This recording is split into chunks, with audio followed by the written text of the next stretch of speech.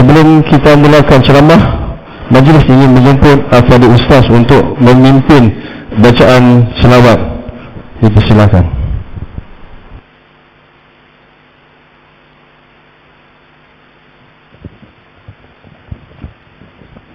Assalamualaikum warahmatullahi wabarakatuh. Minta semua bangun insyaAllah.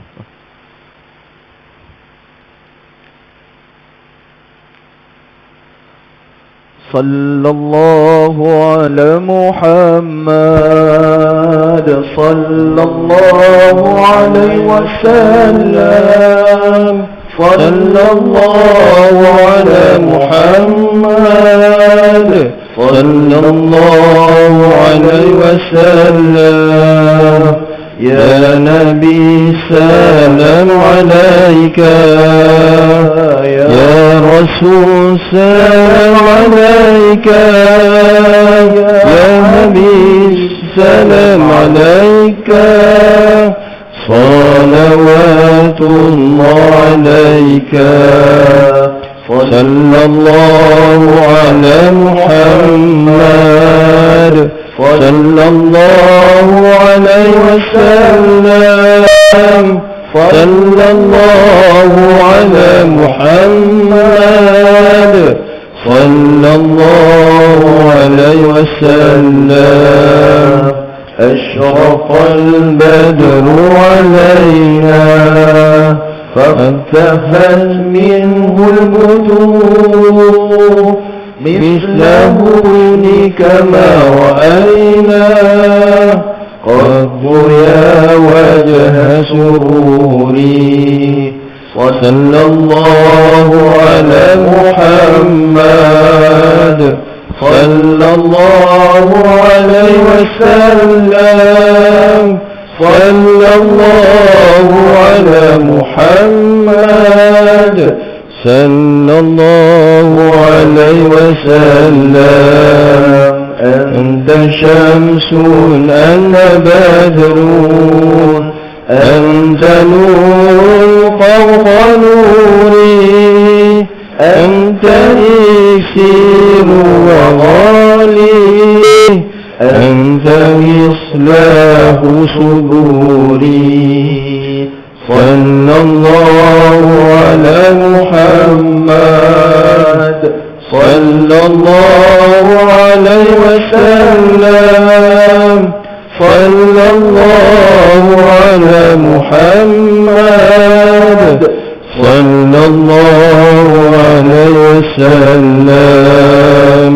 يا حبيبي يا محمد يا عروس الخافقين يا مهيّد يا ممجد يا إمام القبلتين صلى الله على محمد صلى الله عليه وسلم صلى الله على محمد صلى الله عليه وسلم. Alhamdulillah. Terima kasih kepada Al-Fadhil Ustaz. Assalamualaikum warahmatullahi wabarakatuh. أحمدك يا رب ما علمتنا أن نحمد وأصلي وأسلم على حبيبنا المصطفى سيدنا محمد ابن عبد الله أفضل الصلاة والتسليم وعلى آله وأصحابه ومن استنى بسنته واهتدى بهديه وتمسك بسنته إلى يوم الدين. اللهم إن هذا إقبال ليلك وإجبار نحارك وأصوات دعاتك فاغفر لنا ذنوبنا يا رب العالمين. اللهم لا إله إلا أنت سبحانك إنا كنا من الظالمين. أما بعد. Ashabul Fadilah, pengacara majlis pada malam ini yang saya hormati, timbalan pengurusi dan seluruh jawatan kuasa masjid Batu 4.5 Kampung Pasir Kamunting, seluruhnya muslimin muslimat, mukminin mukminat, tuan guru, para asatizah yang dirahmati Allah Subhanahu wa taala, muslimin muslimat yang dimuliakan Allah sekalian. Syukur pada Allah Azza wa Jalla kerana saya diberi kesempatan untuk mari ke tempat tuan-tuan pada malam ini Alhamdulillah, perjalanan selamat sebab kita lalu ke Sungai Sipuk tadi. Kalau lalu dekat terowong Manora tu gamaknya tak sampai lagi lah nak. Sebab berlaku jeng. Orang Terengganu kata jengkreng. Kebetulan pula perayaan di Bali ni jadi semangat orang balik cuti dan sebagainya. Jadi pada malam ni hadirin maka Allah Subhanahu Wa Taala, terima kasih pada pihak masjid kerana sudi menjemput saya untuk menyampaikan sedikit peringatan untuk diri sendiri dan tuan-tuan yang dirahmati Allah Subhanahu Wa Taala. Kita berada pada 12 Rabi' al-Awwal ataupun Rabi'ul Anwar. Bulan musim bunga yang bercahaya. Bulan Rabi'ul Awwal ni tidak terkenal di sisi masyarakat Arab. Yang terkenal bulan-bulan lain, antaranya bulan-bulan haram. Bulan Rabi'ul Awwal tidak termasuk bulan-bulan diharamkan Allah Subhanahu Wa Taala mendapat penghormatan. Tetapi dimuliakan Allah Subhanahu Wa Taala bulan ni dengan kelahiran baginda Nabi Muhammad sallallahu alaihi wasallam. Nabi lahir pada hari Isnin. Isnin pun tidak popular di kalangan bangsa Arab. Tak popular. Hari Jumaat popular. Hari Sabtu popular. Hari Ahad popular. Tapi hari yang Nabi lahir hari Isnin. Maka Isnin ini mempunyai kemuliaan tersendiri bila mana seseorang yang dilahirkan oleh Allah Subhanahu Wa Taala, yang dikeluarkan oleh Allah Subhanahu Wa Taala, yang dikurniakan kepada kita umat Nabi Muhammad sallallahu alaihi wasallam. Tadi kita bangun berselawat kepada Rasulullah. Walaupun dia kata ustaz duduk pun boleh berselawat, betul, baring pun boleh, tak jadi masalah. Cuma tak kena sangatlah saya suruh tuan-tuan jom kita berbaring selawat, tak kenalah nak. Jadi kita berselawat bagi Nabi Muhammad sallallahu alaihi wasallam. Diri ini melambangkan rasa hormat kita kepada Rasulullah sallallahu alaihi wasallam. Dan kita berselawat pada Nabi lebih daripada sekali tadi. Nabi kata man shalla alayya, siapa selawat kepada aku marrah, sekali. Sekali je dia selawat kepada aku. Allahumma salli ala Muhammad, contoh. Allahumma salli ala Sayyidina Muhammad, contoh. Kita selawat. Allah akan selawat pada dia 10 kali. Selawat Allah kepada manusia maksudnya rahmat dan keampunan daripada Allah, Allah berikan kepada kita. Maka kata ulama, satu je rahmat kalau Allah beri kepada kita, melayakkan kita keluar daripada neraka dan masuk syurga Allah Subhanahu Wa Taala. Bayangkan dengan sekali kita selawat, Allah balas dengan 10 rahmat dia dengan sekali selawat. Itulah fadl, kelebihan yang tidak wujud kepada makhluk yang lain selain baginda Nabi Muhammad sallallahu alaihi wasallam. Dan menjadi kewajipan kepada umat dia untuk ingat Rasulullah. Bukan suatu perkara yang sunat, tapi kewajipan.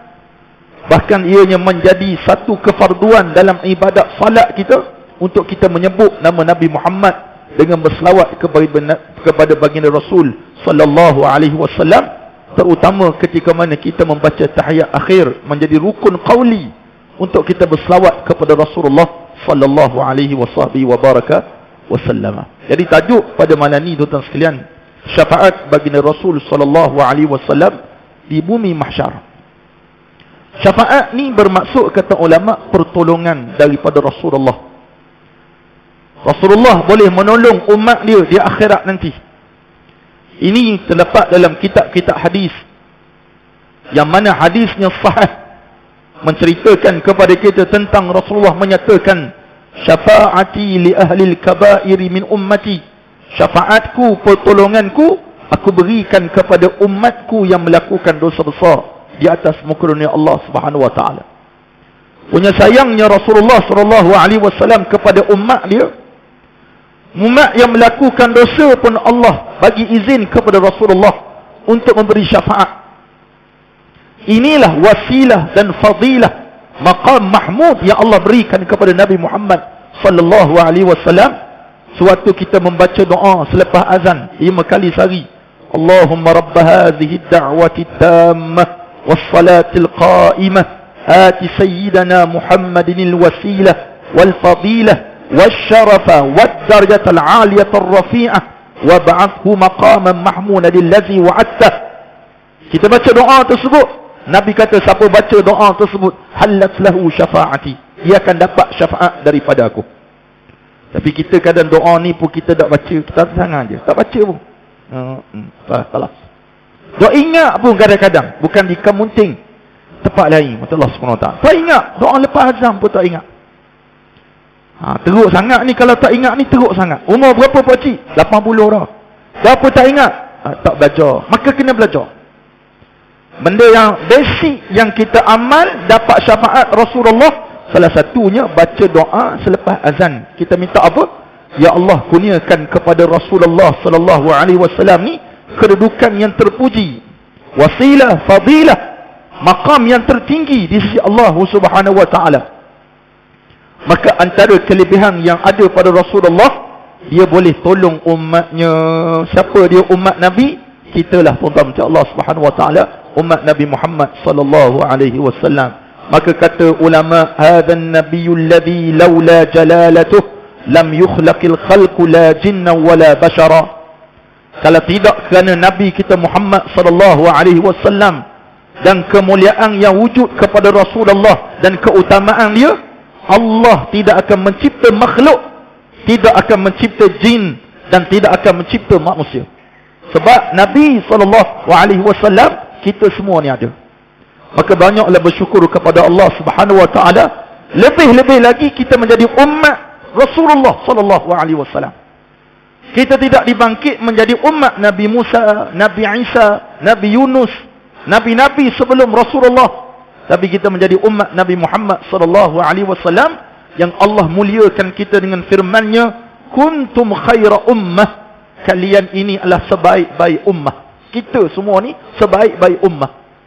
Walaupun ada mufassirin menafsirkan kuntum itu ai ashabur rasul, itu sahabat-sahabat Nabi. Tapi kata ulama yang lain, termasuk umat Nabi Muhammad SAW. Kamu sebaik-baik umat.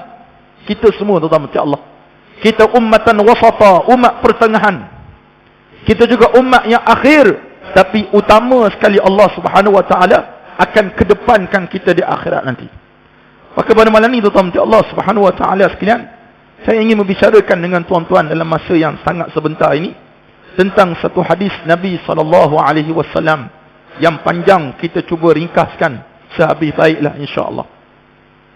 Hadis yang diriwayatkan oleh sahabat Nabi yang mulia Sayyidina Abi Hurairah radhiyallahu anhu. Abi Hurairah seperti mana tuan-tuan mengaji, kalau kita baca manaqib dia, dia ni nama sebenarnya Abdurrahman. Abdurrahman. Nama asalnya Abdus Syams, hamba matahari. Nabi ubah nama dia kepada Abdurrahman. Letak nama baik-baik pada anak-anak kita.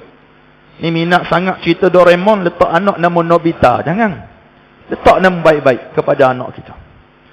Nama yang paling baik ma'ubbida wa ma'hummida, yang dimulakan dengan abdu, yang ada perkataan hamdu, Muhammad, Mahmud dan sebagainya. Ahmad, itu nama terbaik. Nama terbaik. Jangan cuba kita gabung-gabungkan nama anak kita. Jangan cuba nak gabung-gabungkan. Sebab pelik benar manusia sekarang, dia suka gabung nama, lepas tu dia tanya ke ustaz-ustaz, ustaz apa makna ni? Dia tanya pula. Dia gabung dah nama, dia tanya pula. Ada satu hari, orang tanya pada seorang kawan kita, nama Tony dalam Quran. Tony tuan-tuan, ada tak dalam Quran nama Tony? Maka kata kawan saya, ada nama Tony dalam Quran. Dia kira dalam Quran ada, kira cantik tu. Oh cantik tu kata. Ayat apa ustaz? Ayat dia, a'udzubillahi minasyaitonir rajim. Tony, syaitonir rajim. Ada syaitonir rajim. Kena sebiji mata Allah SWT. Dia tak nama terbaik. Sayyidina Abi Hurairah ni sahabat Nabi yang paling banyak riwayat hadis ni, kita semua tahu. Dan dia ni pada zaman Rasulullah antara sahabat yang paling susah sekali. Susah. Sahabat yang miskin, fakir. Kerjanya belajar ilmu dengan Nabi Muhammad SAW dan bersahabah dengan Rasulullah hanya 3 tahun saja. Ittifaq para ulama kata begitu.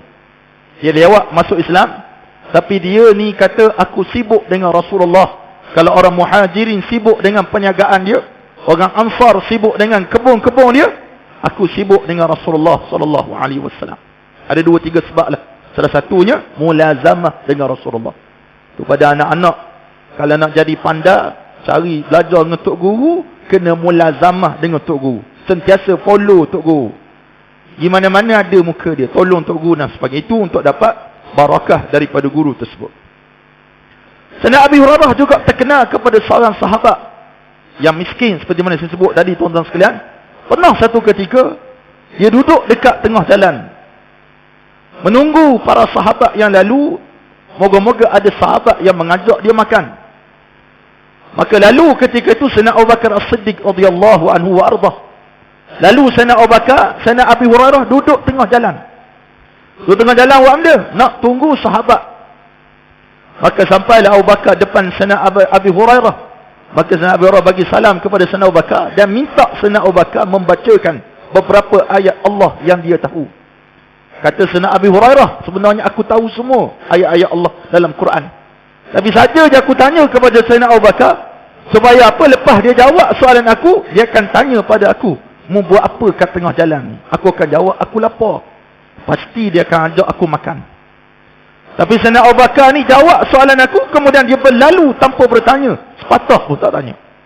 Lalu pula Sayyidina Umar, aku tanya soalan yang sama. Dan dia jawab juga, dan dia tidak bertanya pun, kamu buat apa dekat sini? Sehinggalah lalu baginda Nabi Muhammad sallallahu alaihi wasallam. Daripada jauh Nabi panggil dia, ya Abu Hurairah, labbaika ya Rasulullah. Nabi dia kata, aku datang wahai Rasulullah. Mu lapar ke?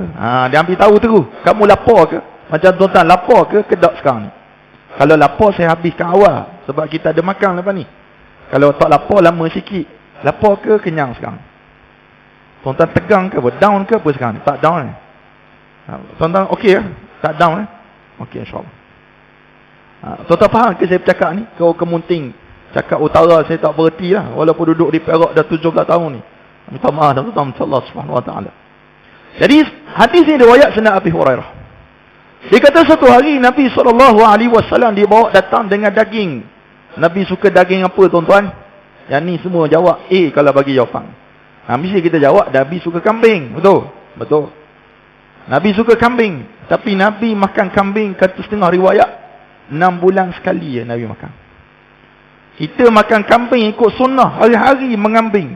Mana kambing apa lagi? Kambing sunnah. Kadang-kadang kita bukan ikut sunnah. Kita tak ikut sunnah pun kita makan. Banyak lebih. Saya lah tuan-tuan tak. Mana ni apa tak? Kambing tak. Kalau kambing lagi cepat kita habis malam ni. Jadi tuan-tuan macam Allah subhanahu wa ta'ala sekalian. Nabi suka kambing. Tapi ulama sebut Nabi tak makan macam kita lah. Sebab kita ni mewah. Banyak rezeki. Nabi tidak begitu. Nabi boleh nak hidup mewah. Allah bagi tawaran pada Rasulullah. Nak hidup mewah. Tapi walal akhiratu khairu wa abqa. Akhirat itu lebih baik dan lebih kekal. Maka Nabi SAW ambil satu daging tersebut, Nabi pun gigit fanahasa minha nahsata. Fanahasa minha nahsata. Nabi pun gigit dengan sekali gigit. Kemudian Nabi sebut kepada para sahabat, ana sayyidun nas yaumal qiyamah. Akulah penghulu manusia pada hari kiamat. Atadrun, kamu tahu tak lima zaka, kenapa jadi macam tu?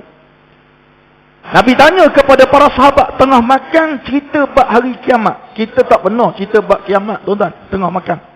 Kita cerita bab benda PRU lah, dekat PRU ni. Kita cerita bab benda macam-macam gosip terkini di kampung pasir ni. Kita cerita yang tu. Kita tak cerita tentang hari kiamat tengah makan. Kalau siapa cerita potong steam, potong selera, tak bercerita. Bak mati pun kita akan cerita.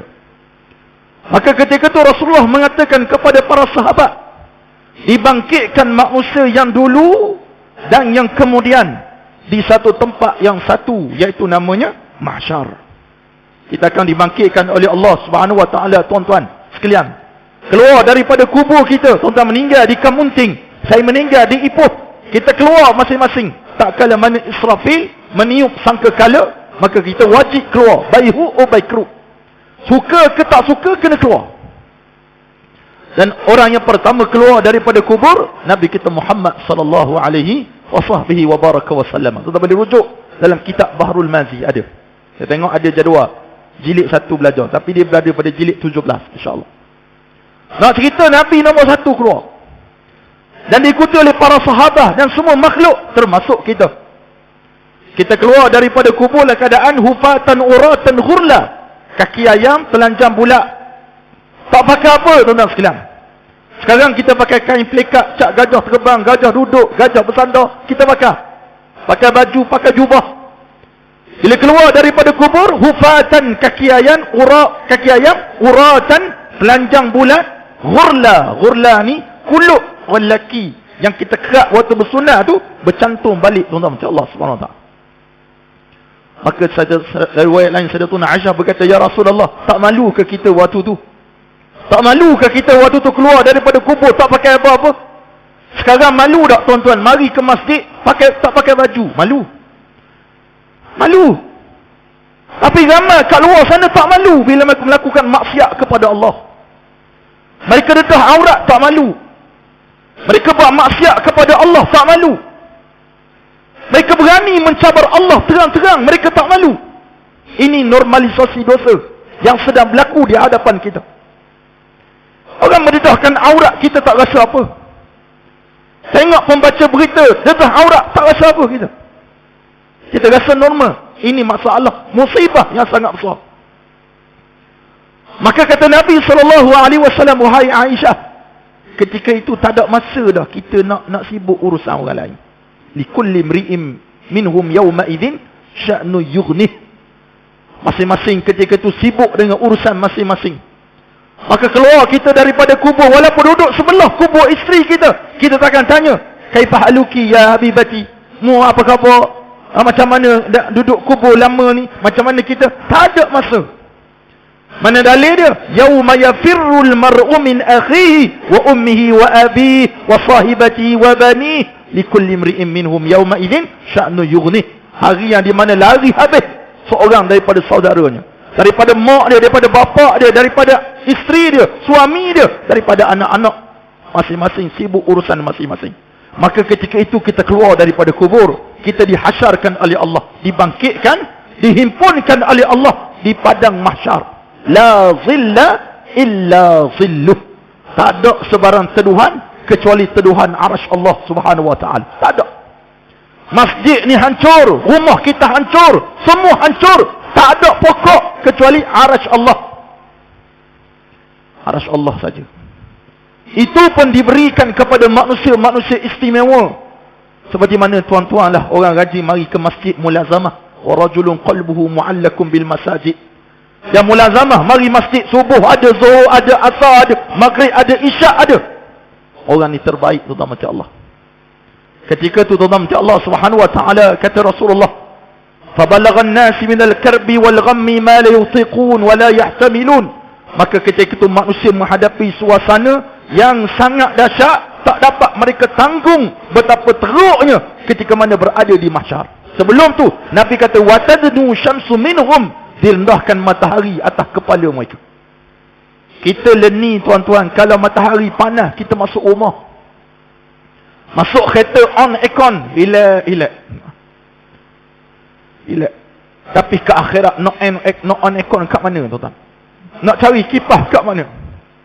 Tuan-tuan rujuk dalam kitab Bahrul Mazi tersebut, jilid 17. Dia menceritakan saat-saat manusia dihimpunkan oleh Allah. Kata Rasulullah dan kata para alim ulama, hadis yang saya bacakan malam ni, inilah dipanggil tentatif perjalanan manusia di akhirat nanti. Tuan-tuan kena sedar itu. Kena sedar. Habis je cerita ni, barulah berlaku proses penghisapan seorang-seorang di hadapan Allah. Ketika mana susahnya manusia, maka mereka saling bercakap, siapa dapat tolong kita sekarang? Siapa dapat tolong kita sekarang supaya khabar kepada Allah, biar Allah percepatkan urusan kita-kita ni. Kita harap kita tak ada lah di sisi mereka itu. Kita berada di bawah arasy Allah.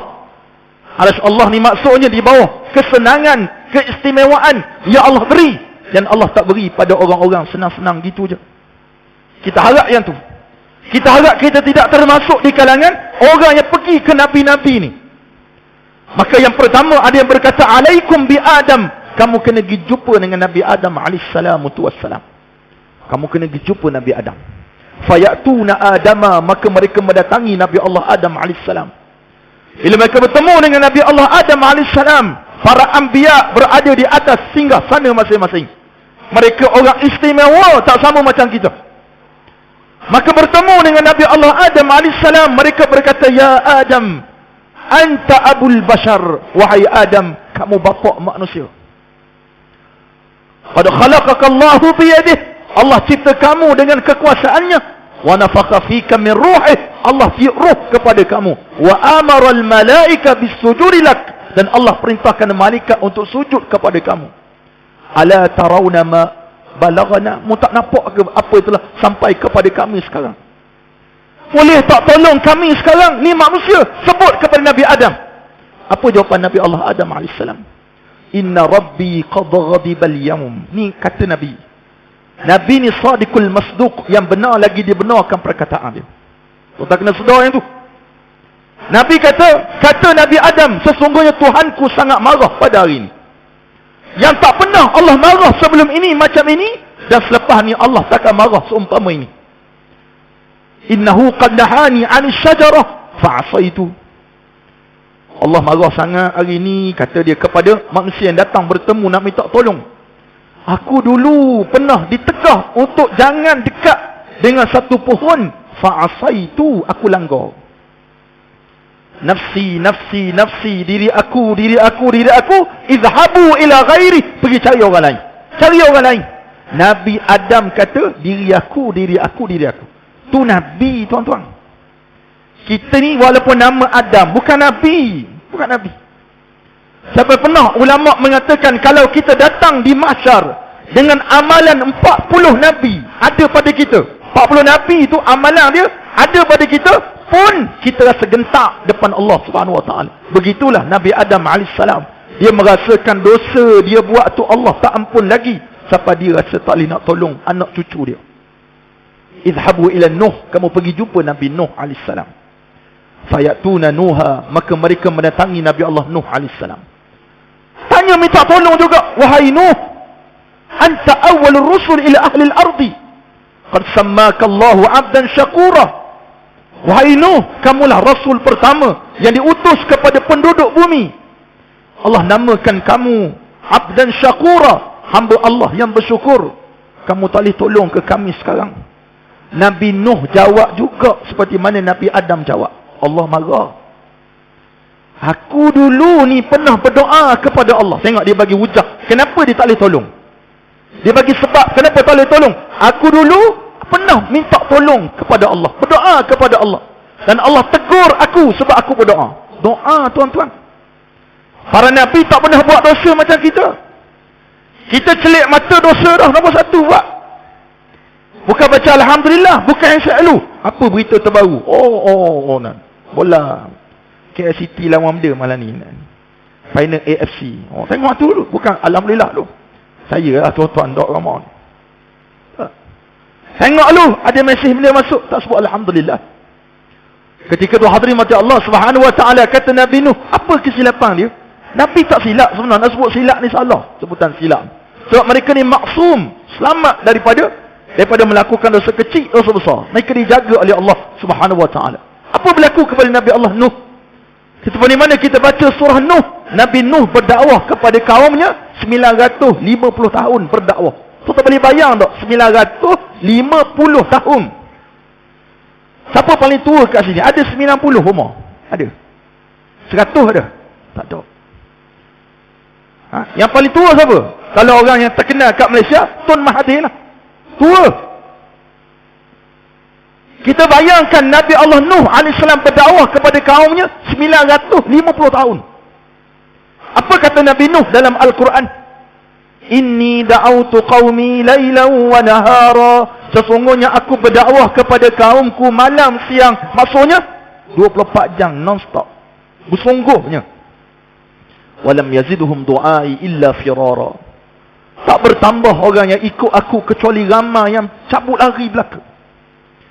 Wa inni kullama da'awtuhum litaghfira lahum ja'alu asabi'ahum fi azanihim.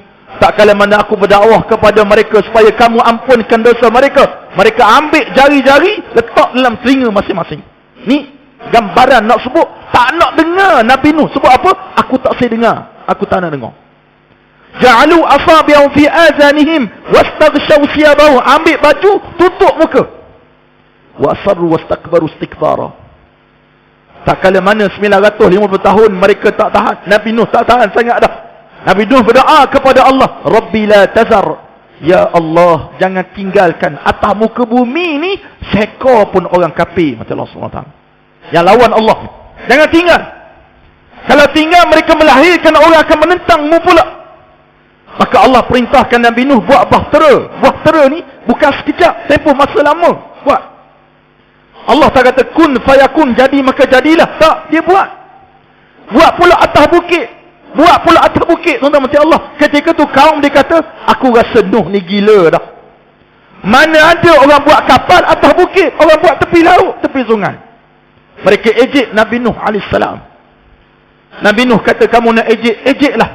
Kamu tahu satu masa nanti. Maka Allah perintahkan langit turunkan hujan, bumi keluarkan air. Daripada atas turun air, daripada bumi keluar air. Banjir besar telah berlaku pada zaman Nabi Nuh AS. Dalam ramai-ramai yang lemah tersebut ada anak dia Kan'an bin Nuh. Anak dia, tuan-tuan. Tuan-tuan rujuk surah At-Tahrim. Surah 13 ayat aja surah At-Tahrim. Surah At-Tahrim ni sangat sesuai kita khabar kepada bakal menantu kita. Mika kalau dah kahwin anak teman, Mika baca ayat ni, baca ke anak teman yang perempuan, baca. Mika dapat pedoman, anak teman pun dapat pedoman. Apa ayat ni? Cerita kisah keluarga Rasulullah, keluarga Nabi-Nabi. Daraballahu masalan lilladzina kafaru imra'ata Nuhin wa imra'ata Lut kanata tahta abdaini min ibadina salihaini fakhanatahuma. Allah buat perumpamaan tentang isteri kepada Nabi Nuh, isteri kepada Nabi Lut. Dua orang isteri, dua-dua ni deraka pada Allah. Deraka mereka ni tak sembah Allah, tak taat kepada Allah. Mereka tak buat maksiat berzina, tak, kata ulama. Tapi mereka derhaka kepada Allah. Termasuk isteri Nabi Nuh, termasuk juga anaknya Kan'an. Tengah lemas. Ketika mana belayar bahtera Nabi Nuh AS dalam ombak ataupun dalam banjir yang besar tersebut, dia tengok anaknya lemah. Tuan-tuan, saya nak tanya tuan-tuan, kalau anak kita jahat setara mana pun, dia tu daripada keturunan kita, daripada benih kita, anak jahat, tapi tetap anak kita, kita sayang kat dia. Nabi Nuh kata, ya bunayyar kam ma'ana, hi anak aku, mari naik bersama dengan kami. Irkam ma'ana, mari naik bersama kami. Apa kata anak dia? Sawi ila jabali ya'simuni minal ma', aku akan cari mana-mana gunung untuk selamatkan diri daripada air ni. Allah hantar ombak besar, mati lemah Kan'an. Kan'an ni mati lemah. Maka Nabi Nuh berdoa kepada Allah, anak aku tu, wahai Allah, daripada keluarga saya, ya Allah. Macam kita lah tuan-tuan, kalau anak kita tak dengar cakap, kita doa pada Allah, ya Allah, ni anak saya, sebut nama anak kita, Mamat bin Karim. Anak saya ni, ya Allah, kuatnya mak rempit, ya Allah, terkenal di kampung pasir ni, dialah mak rempit sejati, ya Allah. Ya Allah, degilnya dia, sebut pada Allah. Tengok sebut dalam media sosial. Ini semua sebut dalam media sosial. Anak saya jahat dalam media sosial, isteri saya jahat dalam media sosial. Ada satu hari seorang tu dia mengadu dalam media sosial, saya tak nak hidup lagi atas muka dunia. Siapa setuju? Netizen jawab, bagus, matilah, matilah. Memang dia bunuh diri, tuan-tuan macam Allah. Mati dia bunuh diri. Sebab disuruh netizen bagi pandangan. Netizen pula bukan cerdik belaka. Ada yang bagi cadangan bunuh diri, bunuh diri. Ini berlaku bukan di Yugoslavia, bukan di Papua New Guinea, di Malaysia, dalam Malaysia. Macam Allah SWT. Nabi Nuh berdoa kepada Allah. Allah kata, wahai Nuh, itu bukan anakmu, dia di kalangan orang-orang kafir. Nabi Nuh terasa macam dia melakukan dosa kepada Allah SWT. Izhabu ila ghairi, pergi cari orang lain, pergi cari orang lain. Pergi jumpa siapa pula? Izhabu ila Ibrahim, kamu pergi jumpa dengan Nabi Allah Ibrahim alaihissalatu wassalam. Nabi Ibrahim ni tuan-tuan sekalian, seperti mana kita belajar, jawatan dia di sisi Allah Khalilullah, best friend Allah. Abul Anbiya, bapa segala Nabi, Nabi Ibrahim alaihissalam. Minta tolong juga, ya Ibrahim, anta Khalilullah, wahai Nabi Allah Ibrahim, kamu ni best friend Allah. Best friend maksudnya rapat sangat dengan Allah. Minta tolong, tolong kami, bantu kami dengan Allah Subhanahu wa taala jawapan yang sama macam Nabi Adam jawab, macam Nabi Nuh jawab. Cuma beza alasan saja. Alasan dia minta maaf. Aku tak boleh bantu kalian. Aku pernah buat 3 pembohongan. Salah sakadzabatin. Walaupun Syekh Idris Al-Marbawi sebut itu adalah hilah, bukan bohong. Sebab Nabi takkan menipu. Apa dia bohong tersebut? Itu kerja rumah tuan-tuan. Carilah. Jangan bagi belaka dah kena. Bagi cari-cari. Apa benda 3 tu?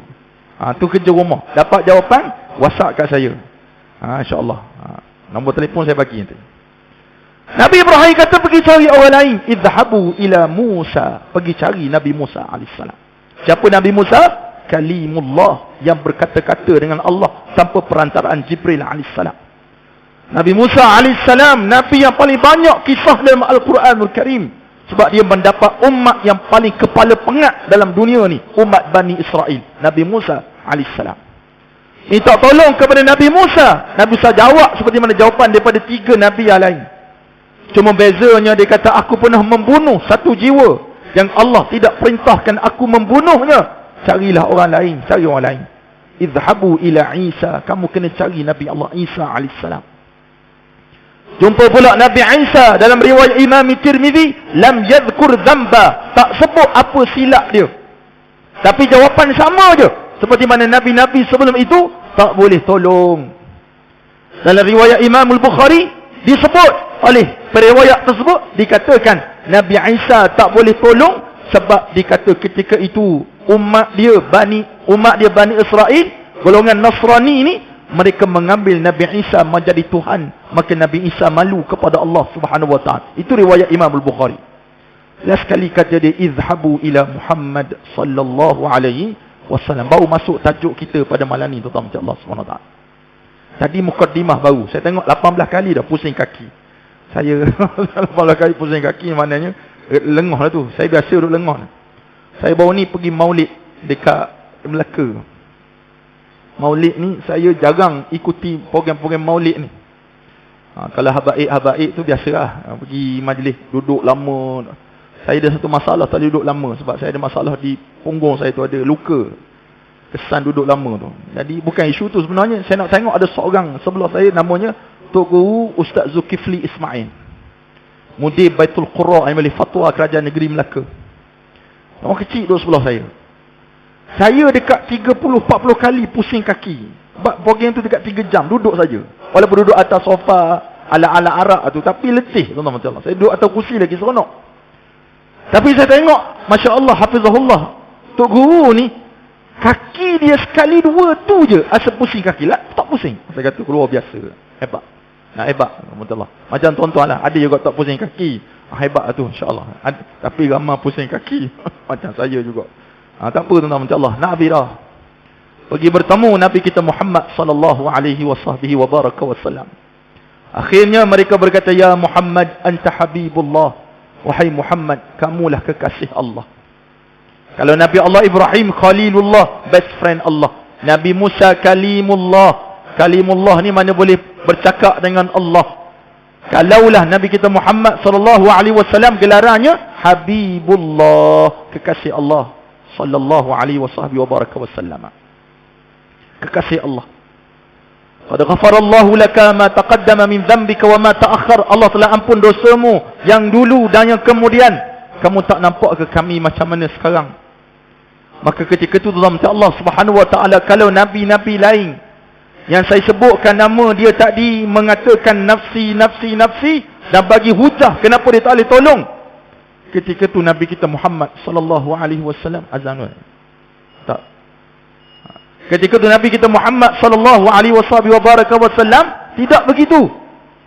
Dalam riwayat menyatakan Nabi sebut, fa'ati tahtal arsy, aku mendatangi bawah arasy Allah Subhanahu wa taala. Nabi datang bawah arasy Allah Subhanahu wa taala. Nabi pun sujud kepada Allah. Nabi sujud kepada Allah.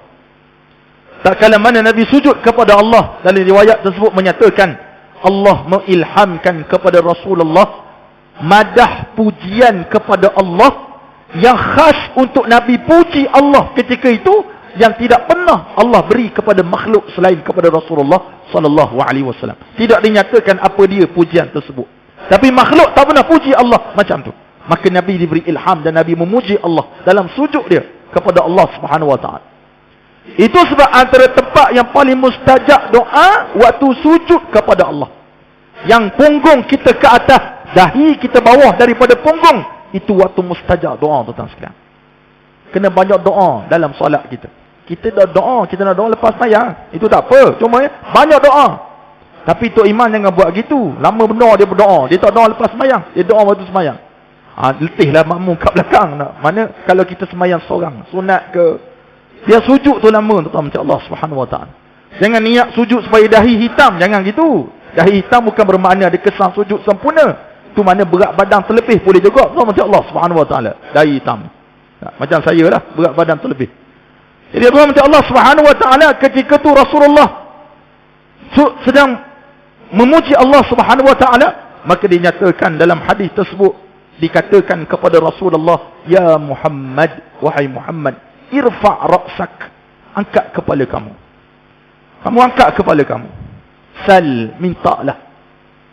Kalau Nabi lain kata tak boleh tolong, Nabi kita Muhammad diberi tawaran oleh Allah, sal, mintalah, tu'ta, kamu akan dapat. Yang ni kita nak bagi syahid ya perbincangan kita pada malam ni, tuan-tuan sekalian. Nabi pun kata, fa'arfa'u ra'si, aku angkat kepala aku. Kemudian aku berkata kepada Allah Subhanahu wa ta'ala, ya Rabbi ummati, ya Rabbi ummati, ya Rabbi ummati, wahai Tuhanku umatku, wahai Tuhanku umatku, wahai Tuhanku umatku. 3 kali Nabi sebut. Dalam riwayat Imam Bukhari, ummati ya Rabb, ummati ya Rabb, ummati ya Rabb. Yang ni yang sahih, yang Nabi sebut ummati, ummati itu. Yang waktu Nabi nak meninggal, yang kita sebut masyhur, kata Nabi sebut umatku, umatku tu tak apa tepat mata Allah Subhanahu wa taala. Yang tepatnya waktu Nabi berada di mahsyar, itu ittifaq para ulama. Yang Nabi nak meninggal, Nabi kata as-salah, as-salah, as-salah. Nabi sebut pesan semayang, semayang, semayang dan sebagainya. Cuma kita nak syahid ke sini apa dia? Nabi SAW yang datang ramai bertemu Rasulullah tu, Nabi utamakan umat Nabi Muhammad SAW. Jadi macam mana kita dapat pertolongan daripada Rasulullah, tuan-tuan sekalian? Maka ulama menggariskan seperti mana ulama kita Syekh Idris Al-Marbawi menyatakan kaedah untuk mendapat syafaat daripada Rasulullah SAW. Nombor wahid, banyakkan selawat kepada Nabi Muhammad SAW. Usahalah, tuan-tuan sekalian, setara mana pun kita nak buat, banyak selawat pada Nabi Muhammad SAW. Sekali selawat Allah balas 10. Tuan-tuan darablah sendiri berapa kita mampu buat. Biar sikit tapi istiqamah itu terbaik. Daripada malam ni semangat balik 10,000 kita selawat, esok tak selawat dah, itu tak baik. Allah SWT. Ya istiqamah, hari ni 10 cukup. 10 siapa sudah 10. Tuan-tuan dengar kisah Sultan Abdul Hamid rahimahullah ta'ala rahmatan wasi'ah, pemerintah dinasti akhir Daulah Uthmaniyah. Kisah yang masyhur, difilmkan kisah tersebut. Sebab ada orang tak percaya pada hal mimpi, tak percaya. Saya post balang kisah ulama bermimpi jumpa Rasulullah. Ada netizen kecam, dia kata, oh, tak boleh jadi hujah mimpi. Memang siapa kata mimpi jadi hujah? Mimpi tak boleh jadi hujah. Tapi mimpi itu satu kemuliaan yang Allah berikan. Dia tidak mustahil adat, tak mustahil akal. Kita boleh bermimpi. Mimpi ini disebut ru'yah. Ru'yah ni mimpi kita. Ada mimpi yang salihah, yang baik. Ada mimpi daripada setan. Tapi banyaknya kita mimpi daripada setan tu lah. Mimpi kena kejar dia lembu, kita kejar lembu tu je. Jarang mimpi jumpa Rasulullah. Bagaimana ada satu kisah, seorang laki-laki datang bertemu Sultan Abdul Hamid, yang mengatakan Sultan Abdul Hamid telah berhutang dengan dia. Dia bawa datang berdadak Sultan Abdul Hamid, Sultan yang soleh ni, yang telah digulingkan oleh Mustafa Kamal terkutuk itu, laknatullahi alaih, wa ala sa'il wuzara'i, laknat Allah ke atas Mustafa Kamal, yang mengubah sistem Islam kepada sistem sekular di negeri Turki moden. Sultan Abdul Hamid ni, tuan-tuan Allah Subhanahu wa taala, dibawa datang di hadapan dia seorang lelaki-lelaki yang mengaku Sultan Abdul Hamid telah berhutang dengan dia. Kata Sultan Abdul Hamid, bila masa pula saya hutang dengan awak? Ni bahasa kita lah. Bila masa saya hutang dengan awak? Dia kata, wahai tuanku, aku ni seorang businessman, seorang peniaga. Aku menghadapi masalah sehingga aku bankrupt. Hutang yang banyak, aku bankrupt. Setiap malam aku berdoa kepada Allah Subhanahu Wa Taala. Pada malam semalam, dia kata, aku bermimpi bertemu Rasulullah Sallallahu Alaihi Wasallam. Ni kata peniaga tadi depan Sultan Abdul Hamid. Malam semalam aku mimpi bertemu dengan Rasulullah. Kata Rasulullah, sampaikan salam kepada Abdul Hamid. Katakan kepada dia, dia terlupa berselawat kepada aku semalam. Mintalah hajatmu kepada dia. Sultan Abdul Hamid ni rupa-rupanya Sultan, dia sultan. Setiap malam wirid dia adalah selawat kepada Nabi sampai dia tidur, tuan-tuan sekalian. La haula wala quwwata illa billahil aliyyil azim. Kita bukan sultan, ketua kampung pun tak, tuan-tuan. Selawat tak sih. Kata Habib Umar hafizahullah taala, kenapa kita berat nak selawat? Salah satunya sebab kita tak sayang kat Nabi Muhammad sallallahu alaihi wasallam. Satu ancaman kepada kita. Bukti kita tak sayang kepada Rasulullah. Kalau kita sayang kepada Rasulullah, kita banyak selawat pada Nabi Muhammad daripada banyak cerita bab lain. Selawat. Tadi lalu sini kat Kementerian ada seorang tulis kat kereta belakang dia, Allahumma salli ala Muhammad. Awak dah selawat ke hari ni? Kita automatik baca Allahumma salli ala Muhammad. Banyak pahala si fulan macam Allah Subhanahu Wa Taala. Ada orang letak dalam Facebook, tuan-tuan, boleh tak tolong bacaan ejaan saya betul ke tak? Dia tulis Allahumma salli ala Muhammad. Orang pun tulis betul. Rupanya dia nak suruh orang selawat pada Nabi Muhammad, dapat pahala. So sebab waktu khatib sedang berkhutbah, ittaqullah, tiba-tiba khatib kata, telah bersabda Nabi sallallahu alaihi wasallam. Kita kat bawah buat benda itu. Kita kena selawat sallallahu alaihi wasallam. So sebab nak dapat syafaat Nabi ni mudah. Salah satunya selawat pada Rasulullah sallallahu alaihi wasallam. Bila mana Sultan Abdul Hamid kata Nabi sampaikan salam kepada Sultan Abdul Hamid, Sultan Abdul Hamid ulang 4 kali apa Nabi cakap. Sekali dia ulang, dia bagi 1 uncang. 2 kali ulang, 1 lagi uncang. Sampai 4 uncang emas diberi kepada peniaga tersebut. Hilang habis hutang dia, insya-Allah. Dengan sebab selawat kepada Nabi Muhammad sallallahu alaihi wasallam. Tu sebab selawat ni ada riwayat lain mengatakan siapa selawat pada Nabi sekali, Allah bagi pahala 10 kali.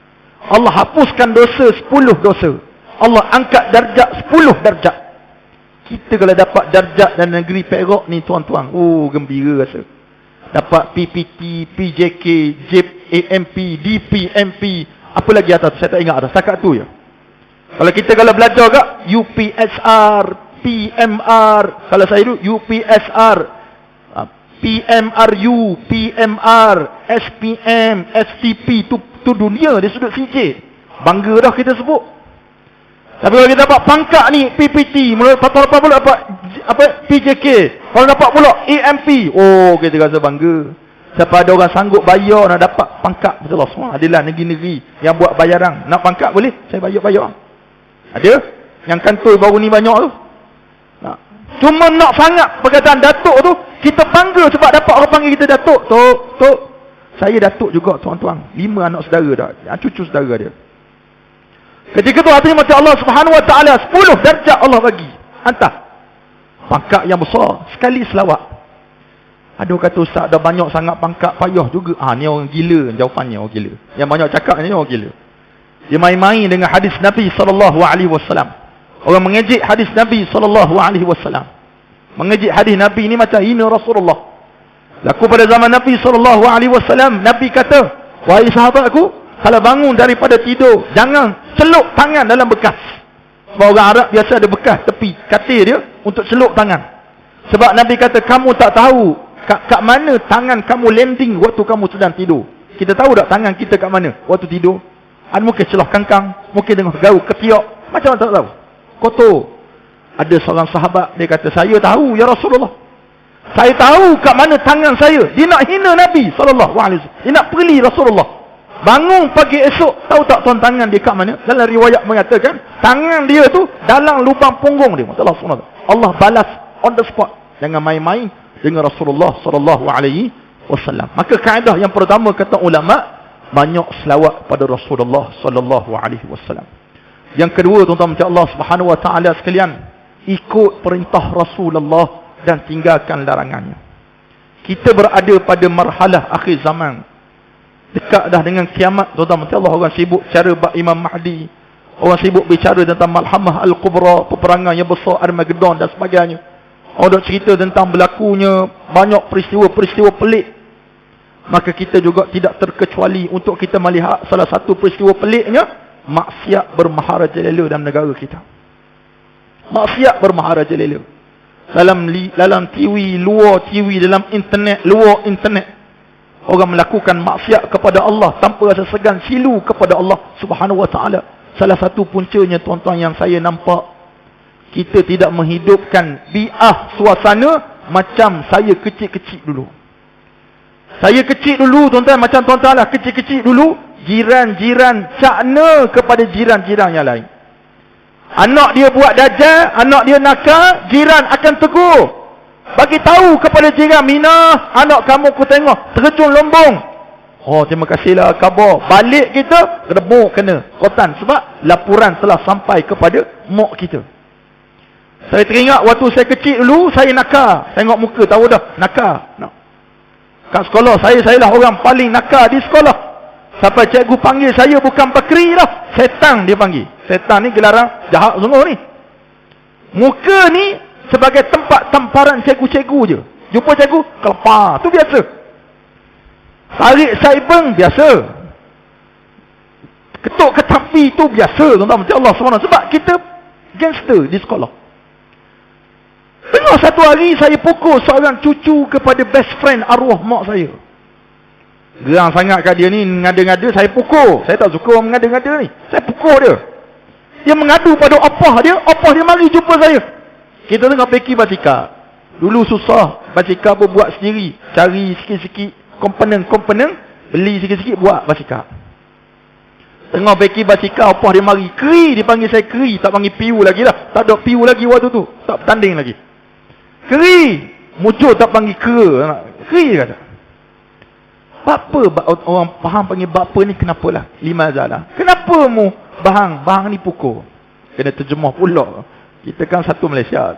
Bapa mu bahang anak cucu aku dia. Mu cucu aku bahang cucu aku. Saya kata dah dia ngada sangat. Mu ni jahat sungguh, mak mu baik. Dia panggil tu. Mak mu baik, mu ni jahat. Dia kata, aku nak khabar ke mak mu. Aku nak habak mak kamu lah. Saya kata kiyah khabar. Rupa dia khabar sungguh. Allah Subhanahu Wa Taala. Saya balik biasalah, gangster balik lewat sikit. Kambing dah masuk kandang, ayam dah masuk reban. Kita bawa balik, main bola. Tak. Ajak wakil Pahang, tak dapat. Balik, tengok mak tunggu depan pintu. Mak saya ni ada 3 penyakit. Mak saya meninggal umur 45, tuan-tuan. Dia sakit yang kuat, sakit kecil manis, buah pinggang ada masalah, jantung ada masalah. Dia tunggu pegang ni, penyapu. Bukan pegang rotang, penyapu. Dia nampak saya dekat dengan rumah. Dia lompat daripada rumah. Rumah saya ada 3 anak tangga. Dia lompat terus. Dia tengah sakit tu. Gamaknya dia malu sangat, tuan-tuan. Allah Subhanahu Wa Taala. Dia kejar saya, dia kata, Keri, mu tunggu. Kita tunggu tak? Tak tunggu. Lari lah. Mana dia tunggu? Mu tunggu, dia kata. Kita tak tunggu, kita lari. Lari, tuan-tuan. Allah tengok mak saya mengah. Kenapa payah? Saya walaupun nakal, tapi prihatin, tuan-tuan, macam Allah. Balik, jumpa mak. Ada apa ni? Tak ada benda. Dia kata, ambil kelepok, dia pukul kita. Teruk, dia pukul, tuan-tuan, macam Allah. Bapa lah mu jahat sangat. Bapa mu jahat sangat. Kenapa mu jahat sangat? Kalau mak sekarang, macam mana mak sekarang? Orang bagi tahu anak hang, aku tengok adik rempit. Anak hang pun sama. Kita pula yang kena. Kita pula yang kena. Anak ku tahu anak hang naik dengan jantan mana? Anak hang pun sama, anak apa macam dengan begitu. Dia tak ucap terima kasihlah bagi tahu aku akan tegur anak aku. Tidak. Saya duduk bawah rumah, tak naik atas rumah, tuan-tuan. Allah SWT. Duduk bawah rumah. Tapi bila lapar naik juga, sebab lapar naik juga, tuan-tuan. Allah. Sampailah Cikgu Sofian kata ustaz pula Bakri lepas habis UPSR pun result pun memang gempak gila lah. 1A, 1B, 1C, 1D. Tu kira kecemerlang tu bagi saya lah. Kita tengok pun tak ada apa orang lain. Yes, kita poyo ni belaka ni nak kita rasa. Sebab waktu tu hidupnya nak main je. Dia kata, Bakri kamu nak jadi apa bila besar nanti? Saya pun kata, saya jadi ustaz, saya kata. Saya jadi ustaz. Kata dia, macam mana setan nak jadi ustaz, dia kata. Saya, Cikgu Supiani, saya tak jumpa dia lagi. Dengan Cikgu Siah, seorang, dua cikgu ni saya nak jumpa sangat. Nak minta maaf. Sebab nakal sangat, betul Allah SWT. Dia kata macam mana setan nak jadi ustaz. Tapi berkat doa mak kita, dia doakan supaya anak dia supaya jadi ustaz. Alhamdulillah, jadilah ustaz. Walaupun tidaklah alim, tuan-tuan, Allah SWT jadi ustaz. Itu makbul azab dia. Cuma saya nak sebut, hidupkan kembali amar ma'ruf nahi munkar. Orang buat maksiat, kita tegur, tuan-tuan. Walaupun tak ada pangkat, tegur buat kesilapan ni.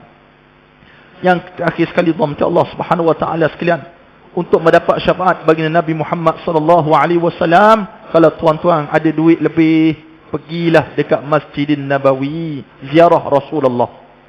Nabi kenal umat dia datang ziarah dia. Sebab Nabi kata, man zara qabri, siapa ziarah kubur aku, wajabat lahu syafaati, wajib dia dapat syafaat daripada aku. Tuan-tuan, kalau susah, himpun sikit duit, doa banyak kepada Allah. Aku susah, ya Allah, aku nak pergi umrah, aku tak ada duit, ya Allah. Mengadu pada Allah, insya-Allah Allah akan jemput kita. Kok mana-mana pun kita akan pergi kalau Allah jemput. Kita banyak harta pun kalau Allah tak jemput, kita takkan sampai, tuan-tuan, insya-Allah. Tapi insya-Allah yang tak ada duit, doa kepada Allah, dengan usaha yang kita buat, Allah akan bantu kita untuk pergi bertemu dengan Rasulullah SAW, untuk mendapat syafaat baginda Nabi Muhammad SAW di bumi mahsyar nanti, insya-Allah. Tuan-tuan yang dirahmati Allah Subhanahu wa taala, yang lain tuan boleh rujuk dalam kitab Bahrul Mazi pada jilid ke-17 yang membicarakan bab ini, dan juga pada kitab-kitab hadis yang lain. Dan saya harap kita bersama-sama akan dapat pertolongan daripada Nabi SAW, sebab syafaat daripada baginda lah sangat kita dambakan di akhirat nanti. Tuan-tuan, macam Allah Subhanahu wa taala, saya sebut kepada jawatan kuasa, saya dalam usaha menyiapkan sebuah kompleks pendidikan, namanya Kompleks Pendidikan Baitul Diya, yang sedang dalam pembinaan. Sekarang ni posanya 85% dah. Kita telah mengeluarkan dana sebanyak 2.7 juta ringgit dah kita keluarkan untuk setakat pembangunan setakat ni. Kita masih lagi memerlukan lebih kurang 450,000 lagi. Jadi kalau malam ni ada orang bagi menyumbang 450,000, saya tak ceramah dah lepas ni, macam Allah Subhanahu wa taala, boleh siap lah. Cuma saya nak tawarkan kepada tuan-tuan orang Kemunting ni, bagi anak-anak yang berusia 13 sampai 15 tahun depan, yang berminat untuk belajar tahfiz plus vocational, diniyah dan akademik, kita tawarkan untuk pengajian tersebut selama 5 tahun di Baitul Diya sana, daripada tingkatan 1 sampai tingkatan 5 SPM pun dekat situ. Kompleks ni tak besar sekadarlah, cuma insya-Allah fasiliti terbaik kita cuba sediakan kepada masyarakat. Bagi yang susah, kita akan sponsor penuh. Bagi yang senang lenang, iuran yang RM250 saja, insya-Allah. Jadi siapa-siapa yang ada anak penakan ke anak cucu cicit yang nak belajar Al-Quran, yang nak belajar hafazan Quran dan juga vocational, dia ada 6 subjek vocational, 2 wajib mereka ambil, tuan-tuan, Allah. Maka jemputlah datang ke Kompleks Pendidikan Baitul Diya di Kampung Cik Zainan, Cemur, Perak dan Redwan. Kalau nak tahu lebih lanjut, pergi ke laman web, pergi ke Facebook saya, PU Site, ataupun di Instagram saya, PU Site, PU, bukan PUI, PU Site. Ada orang kata, Ustaz, PU tu berapa lama saya nak pakai? Selagi mana boleh lah, tuan-tuan. Lepas ni saya cabut lah PU tu. Letak benda Datuk ke Tan Sri ke lepas tu pula, insya-Allah. Jadi cuma malam ni ada saya bawa flyers bagi tuan-tuan ingin berwakaf. Sebab kita sekarang mencari siapa-siapa yang sudi berwakaf, kalau dia ada duit tidak patuh syariah, duit kotor lah, duit dividen, bank konvensional, duit yang kotor, bukan duit kena ayak cap, bukan itu. Duit kotor, duit yang tak bagus lah, yang tak boleh tuan-tuan pakai. Tuan boleh salurkan kepada kami untuk kita pasang mozaik untuk tandas-tandas. Ada 3 tingkat tandas tersebut untuk kita pasang mozaik di sana. InsyaAllah, kalau siapa-siapa sudi berwakaf, yang mozaik tu duit kotor, yang berwakaf pun kita alu-alukan juga untuk kita siapkan pada tahun ini bangunan tersebut, dan pada Januari atau Februari kita boleh ambil pengambilan pelajar dah, insya-Allah. Jadi kita ada flyer kat sini, insya-Allah kita boleh edarkan. Terima kasih pada pihak masjid kerana sudi menjemput saya. Maaf kalau terkasar bahasa tersilap bicara.